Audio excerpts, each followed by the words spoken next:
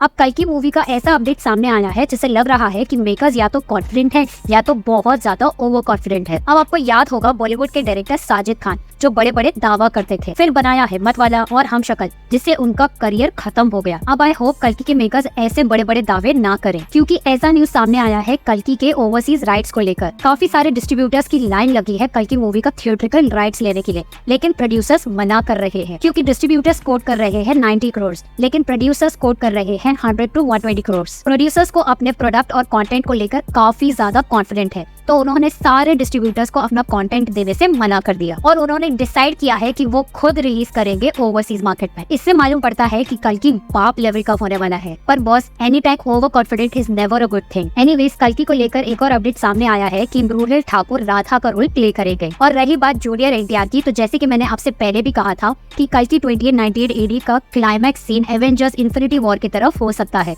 जो second part के लिए एक्साइटमेंट बढ़ाएगा। जूनियर एनटीआर लॉर्ड परशुराम के किरदार में नजर आएंगे, तो कल्कि में प्रभास ही पूरे मूवी में नजर आएंगे, लेकिन हो सकता है कि क्लाइमैक्स में जूनियर एनटीआर की एंट्री हो, यानी कि लॉर्ड परशुराम की। तो पार्ट 2 के लिए एक्साइटमेंट ऑटोमेटिकली बढ़ जाएगा। सच में आग लेवल का क्लाइमैक्स होगा अगर एंड में जूनियर एनटीआर आ गए तो। कल्कि 2098 AD का शूटिंग ऑलरेडी खत्म हो चुका है और अब कल्कि पार्ट 2 का शूटिंग इन प्रोग्रेस है बॉस। नेक्स्ट अपडेट है प्रभास की एक और अपकमिंग फिल्म राजा साहब के बारे में। अपडेट के अकॉर्डिंग इस मूवी का VFX बहुत ही जबरदस्त होने वाला है और ऐसा होगा जो शायद ही किसी ने इससे पहले देखा होगा। ये VFX स्क्रीन पर कमाल करेगा। राजा साहब के जो प्रोड्यूसर है विश्व प्रसाद, उन्होंने कहा है कि कल की मूवी अब रिलीज होने में है, तो उससे पहले राजा साहब से रिलेटेड कोई भी अपडेट रिलीज ना हो, ताकि पूरा का पूरा लाइमलाइट सिर्फ और सिर्फ कल की मूवी को मिले। एक बार जब कल की रिलीज हो जाएगा उसके बाद वो राजा साहब का कंटेंट रिलीज करेंगे। इतना ही नहीं, उन्होंने ये भी कहा है कि 40 to 45% का शूटिंग का काम खत्म हो चुका है और ऑडियंस शॉक हो जाएगी जब इसका कंटेंट देखेंगे। इस फिल्म के जो डायरेक्टर है मारुति, उन्होंने थमम जो म्यूजिक कंपोजर है उनके साथ काम कर चुके हैं,